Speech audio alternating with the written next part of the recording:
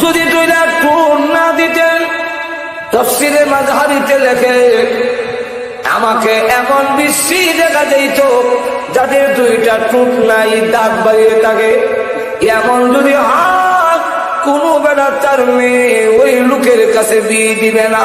যাই হোক, 1 নম্বর হলো পাগল বলে, 2 নম্বর হলো আল্লাহর নবীকে হাদিস শরীফের মধ্যে আসে সব পাথর রয়েছে দুনোয়াতে জামাইয়ের মতো পাথর লইয়া ডেকে বলেন, কমরা কাপড় বান্ধা আমার বিরুদ্ধে কোরআনে আয়াত নাযিল হইছে, মুহাম্মদ বুঝি জানে না আমার কেমন পাওয়ার।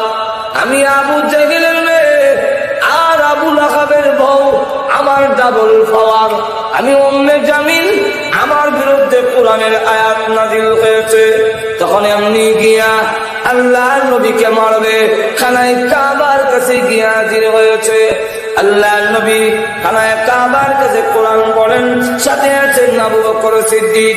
আবু বকর সিদ্দিক রাদিয়াল্লাহু আনহু বলেন, আল্লাহর নবী, ওই যে আপনার চাচি এবং আপনার বিয়ান আবু লাহাবের স্ত্রী আসতেছে, হাতের মধ্যে পাথর, মনে হয় গো আপনার উপরে হামলা করবে। এখন কি করা যেতে পারে?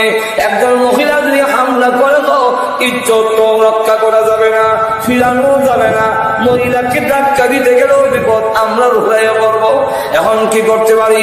আল্লাহ নবী ডাক দিয়ে বলেন, আবু বকর রে, চিন্তা করো না, আমি আল্লাহ কোরআন পড়বো, মহান আল্লাহ রাব্বুল আলামিন আমার হেফাজত করবে।